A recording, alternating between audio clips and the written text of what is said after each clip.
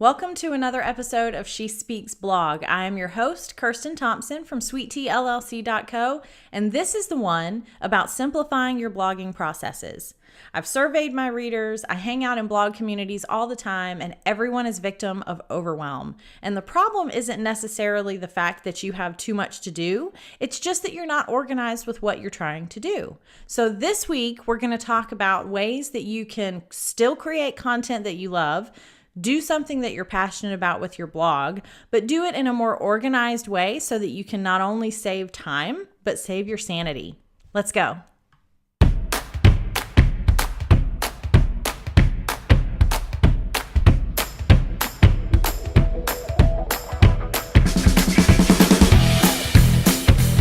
She Speaks Blog is an unfiltered and unpredictable podcast and video show that gives you blog tips and strategies so you can be more epic. So grab your beverage of choice, crank up your earbuds, and listen in as She Speaks Blog.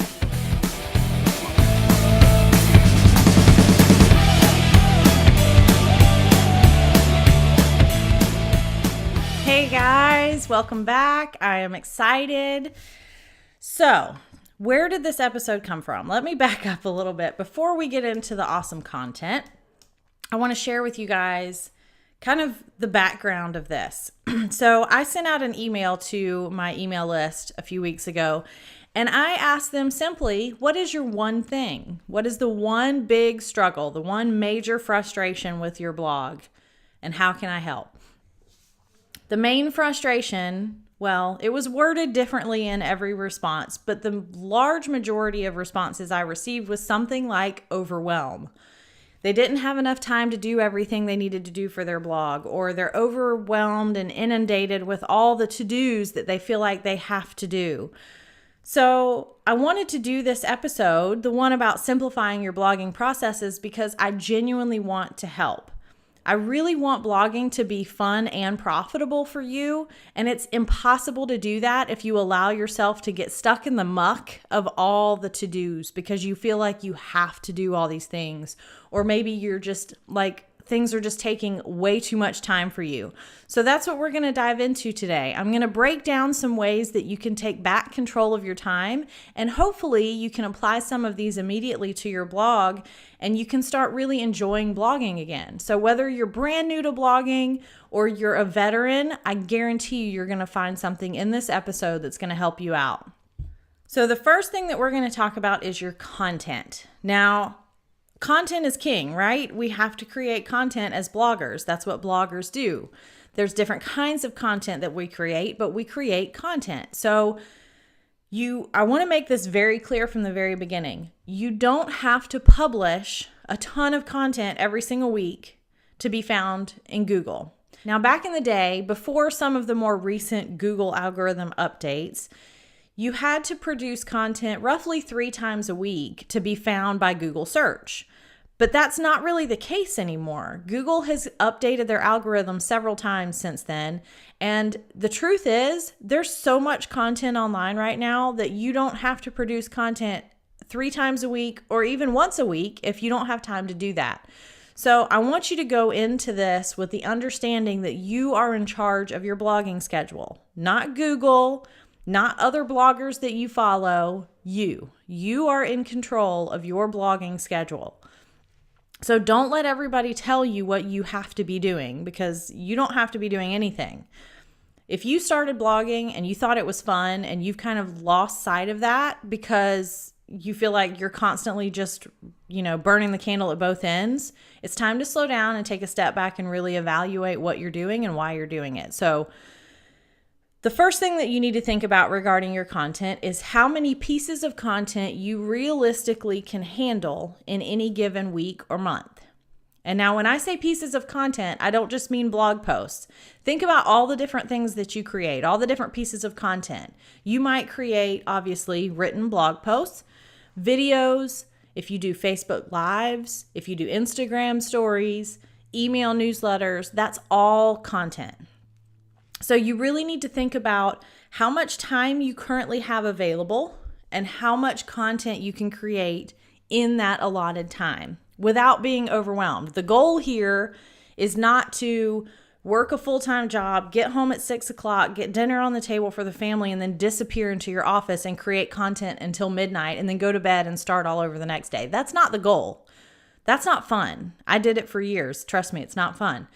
The goal here is to create content that you love and do it in such a way that you can handle the schedule, okay? So the first thing you need to do is just kind of map out, look at your calendar. You know how much availability you have in any given day or week or month. So you need to kind of map out realistically, how many pieces of content can I create? I really want to do a Facebook Live every week, but do I have time to do it every week? Maybe I can only do it every other week, or maybe I can only do it once a month. I really want to send out more newsletters, but can I do that every week? Maybe I can only do that every month. How many blog posts? Maybe once a week, maybe twice a week. It depends. Some of you, depending on your blog's niche, have blog posts that are a lot more in-depth. I know for me, every piece of content I create requires research, hours of research and planning on my end. So I can't just sit down and throw together a blog post. There's a lot involved before a blog post or an episode of this can be produced, because I have to make it really good for you guys, and I want to make sure that I know what I'm talking about. So I research everything before I put something out into the interwebs, right? If you are in a niche where you have to actually create something, like if you are creating recipes from scratch, or if you are building a piece of furniture or decorating a room or putting outfits together for a fashion post, whatever that looks like, make sure that you are keeping in mind how much time it takes to put all of that content together. It's not just sitting down and writing a blog post. A lot of people can sit down and write a blog post within an hour, but if there's something else that goes into that, like creating a recipe or what have you, you need to allow time for that too, okay? The second part to the content strategy is to create an editorial calendar and use it. I am a huge proponent of creating an editorial calendar. In fact, if you'll click up here, if you're on YouTube, there's a link at the top where you can click on and go to my website and look at how I created my editorial calendar. I will also leave the link in the show notes for you guys.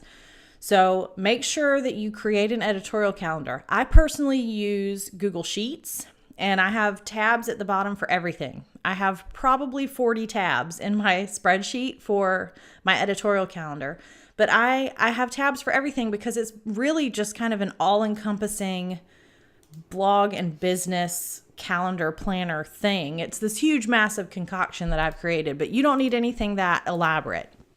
You can absolutely just start with a one-tab spreadsheet, or even a calendar on a piece of paper that you printed out, or a paper planner, or whatever works for you, but you need to use an editorial calendar. And there's several different reasons why, okay? You've got all this content you want to create, and you need to map that out.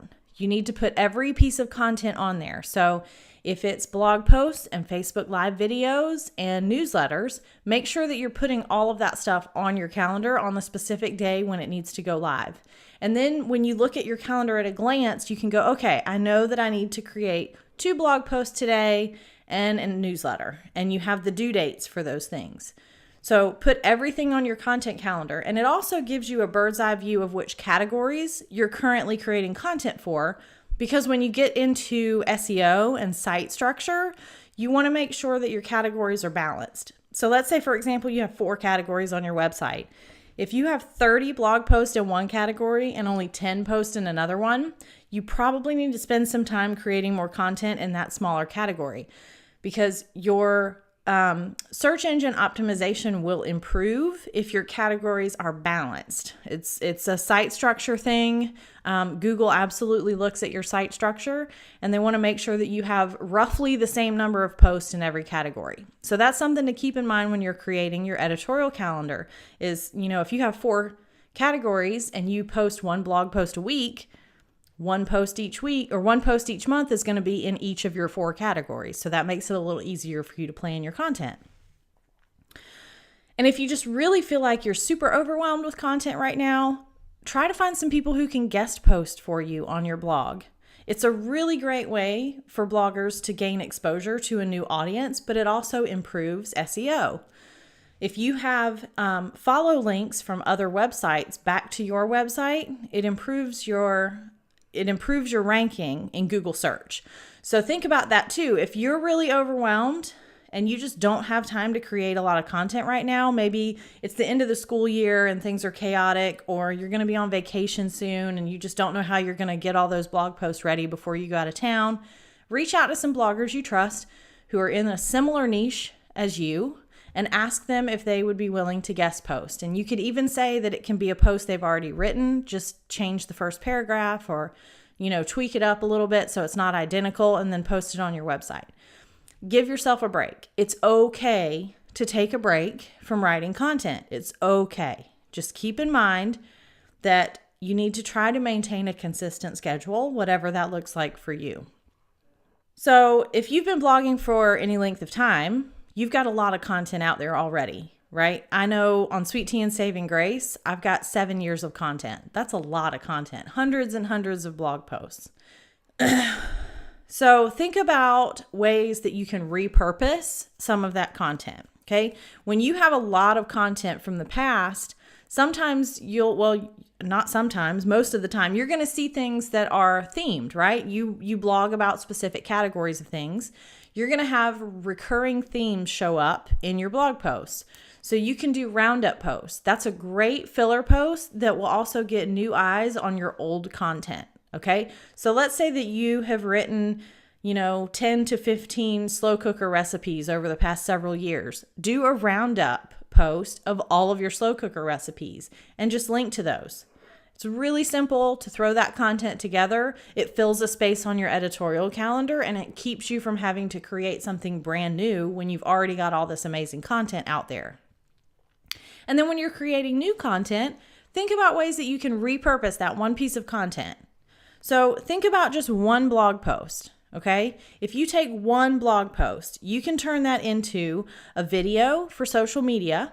So you can even use something like Adobe Spark to create slides and make a 30 to 60 second video that you can post on Facebook. You can put it on Twitter. You can put it on Instagram. You can create a long form video for YouTube. So maybe instead of just cooking the recipe and taking pictures, you can make a video of you preparing that recipe and put that on YouTube. You can even embed that into your post, which also improves your SEO. You can take several of the images from your blog post and create graphics with those. You can put quotes over them. You can put different overlays on them and just create several different social media graphics that you can use not only when the post goes live, but later on down the road when you're trying to bring more content into an older post.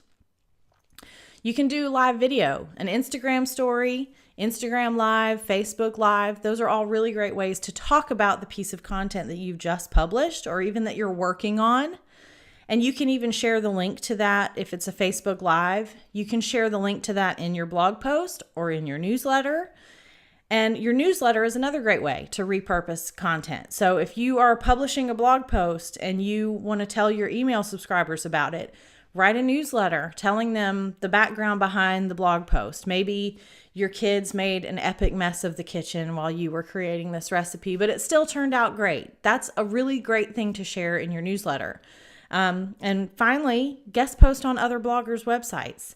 We talked about guest posting just a few minutes ago for other people to fill places where your content calendar is lacking, but you can also do that to drive more traffic to your content. This is really helpful if you're promoting something or if you maybe wrote this really awesome sponsored post and you're trying to do really well for the brand. You can then write a similar piece of content on another blogger's website and link to your original piece, and that will boost your SEO and your traffic. So don't feel like the content creation part has to be overwhelming, okay? If you use an editorial calendar and you think really hard about how many pieces of content you realistically can create each week or each month, it's going to really help you figure out how much time you have allotted to put towards all of this content creation. Because keep in mind, blogging is not all content creation. We have to share this content on social media and with our readers in order for people to find it. So you have to allow time for that as well. I mentioned a moment ago that you want to really think about balancing your content categories. And this is something that falls in line with site structure and SEO. And we're not going to get into that too deep in this episode. We'll save that for a future episode. But you really want to think hard about your categories. And I know a lot of bloggers who are kind of overwhelmed because they have, 6 or 8 categories on their website and they feel like they're constantly having to create content for all of those categories. You might want to think about limiting some of those or combining some of those categories. So I really feel like 4 is a nice, happy number. 4 or 5 categories at the most is a nice, happy number. So think about your current categories and think about how you can either combine some existing categories or just get rid of some that you maybe no longer create content for.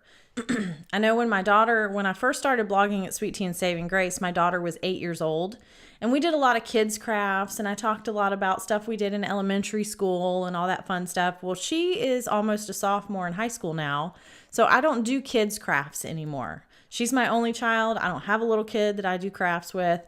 So the kids craft category is no longer in my menu bar. I have it under general crafts. And the projects that I've done in the past are still there, but it's not one of my main categories because I'm no longer creating content for that. So you might want to think about cleaning up your categories and limiting them to 4 or 5 that you consistently post to, and then use that as a basis for your editorial calendar. Now, in regards to creating all of that content, as you know, it's not just writing a blog post. There's a ton of stuff involved. You've got to create the project. You've got to photograph the project. You've got to edit those photos. Then you have to write the content and edit the content and add the photos and make the graphics and schedule on social media and this and this and this. And it's just never ending, right? So I understand that all of those tasks, while necessary, can be very overwhelming.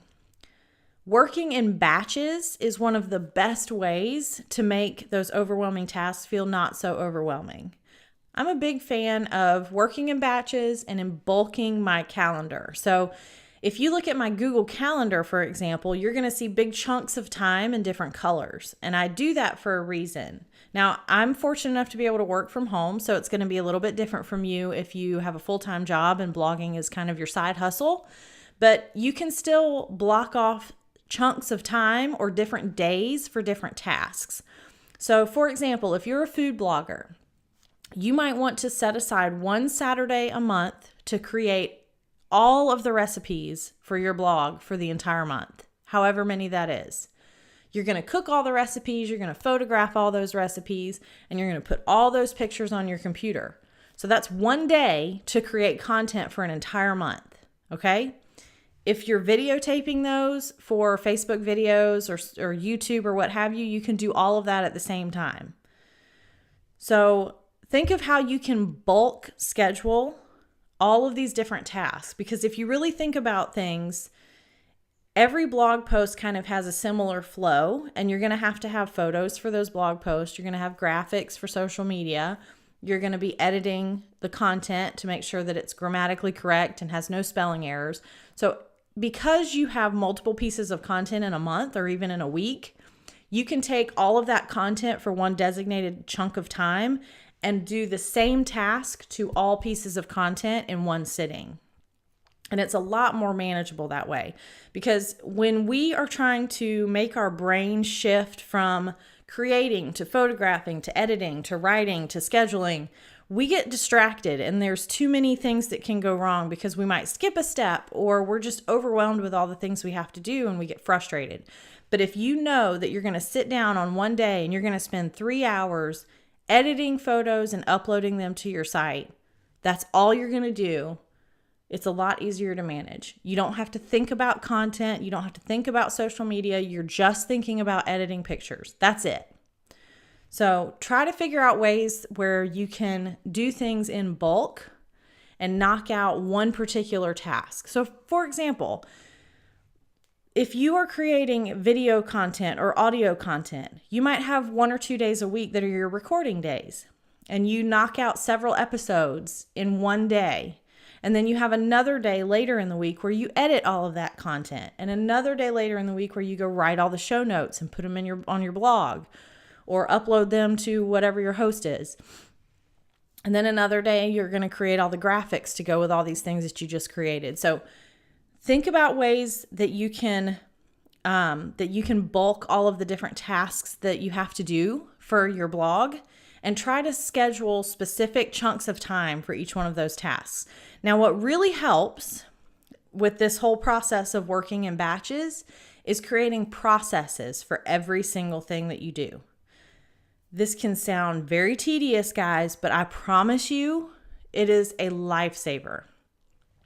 How many times have you sat down to write a blog post and you get completely finished and maybe it goes live and you realize you forgot to do something. You forgot to put in the Pinterest image. You forgot to add a featured image. You forgot to add the click to tweet. You forgot to schedule a share on Facebook, whatever. There's one little piece that's missing because you forgot to do it because you were overwhelmed with all the other things that had to happen for that blog post. If you sit down one time and write out every single individual step for every process you have, you can simply follow that as a checklist every single time. And you're not going to miss anything. You're not going to be overwhelmed. And your mind won't have to think about the next thing. It's going to be thinking about the project itself, not the next step of the process. Take a minute and think about the processes. I guarantee you probably create a blog post pretty much the same way every single time. You probably edit videos and audio content the same every single time. You probably have a process that you use before you go live on Facebook every single time. Think about those processes and write them down. It's beneficial for you, but it's also great for when you finally get to a point where you can hire an assistant. You can hand that process over to them and be done. You don't have to really spend a whole lot of time training them to do things your way because you've already documented every step of the process. You can include things in there like create graphics, and here are the sizes for the graphics. You can even create templates. Templates are another great time saver. If you create, let's say you create a vertical image for every blog post and the layout is exactly the same. Maybe you have a little border and you put the blog post title on there and your URL at the bottom, and then you change the background image to whatever the blog post is about. You can use Canva or even PicMonkey to create a template for that so that the main thing is an overlay that you apply to every image, and you simply change out the background picture and the title of the post every single time. But you don't have to recreate the frame, re-add your URL to every single one of those. That part's done. So think about templates that you can use, even if it's a template for a blog post. You might have a general outline for how you format a blog post where you have an intro paragraph and then you have the pinnable image and then you have an H2 tag and then you have more paragraphs and then more images and so on and so forth. So think about ways that you can spend a little bit of time now to save a lot of time later. The more you can simplify the process of blogging, the more you're going to enjoy blogging. And finally, I want to speak to social media. Now, social media, you love it or hate it, but it's usually the bane of most bloggers' existence. So you have to be on social media. There's no getting around it. But there's a couple things that you can do to make life easier for yourself on social media. The first thing is to choose your platforms wisely. There's a common misconception in the blogging industry that as a blogger, you have to have a username or an account or be active on every social media platform, and that's just not true. Not only is it not true, but it's not practical. You need to really think hard, first of all, about where your target audience hangs out. For me, for Sweet Tea LLC, my target audience is primarily bloggers, and bloggers hang out on Instagram and Facebook. So guess where I spend the majority of my time? Instagram and Facebook. I do not have a Snapchat account. I have everything on Twitter automated. I just don't hang out there. That's not my platform of choice. When you are choosing platforms to share your content, especially if you are a newer blogger and you're overwhelmed with all the things, I highly recommend that you choose no more than 2 platforms in the beginning. Focus on growing your audience there. Remember the social part of social media and actually engage with people. When you share something on social media and people comment on it, make sure you reply. Make sure that you go to other bloggers' Facebook pages and other bloggers' Instagram accounts and Twitter accounts and wherever you're hanging out, and socialize with them as well. Talk to them, comment on their stuff, follow them. This is how you build engagement on social media. But you don't need to be on every single social media platform. You need to choose one or two where you're really going to spend your time and think hard about what kind of content you're going to present there and focus on those. Don't try to waste your time being everywhere, okay? Because it is just a waste of time to try to be everywhere. If you're spreading yourself so thin that you're trying to post on every single social platform consistently, you're wasting a lot of time that you could be using to create better content. The other part to social media is to automate as much as you can. Now, I do want you to be social on social media. I want you to talk to people because that's the point of social media. But you can save yourself a lot of headaches if you use scheduling tools. I use CoSchedule as my main editorial calendar scheduling tool. And I've created templates in there that are literally 2 clicks, and I apply them to every blog post, and it creates social posts for every single blog post I publish. It sends all of those out to Instagram, Twitter, Facebook pages, Facebook groups, and Pinterest. So I don't have to really touch it that much at all, and it saved me hours upon hours upon hours of time. Find scheduling tools that work for you. Understand that yes, you do need to share on social media, but no, you don't have to spend all your time there, okay? Automate as much as you can when it comes to scheduling out your blog post, and then schedule time in your day or in your week to go check in on those social platforms and actually engage with people.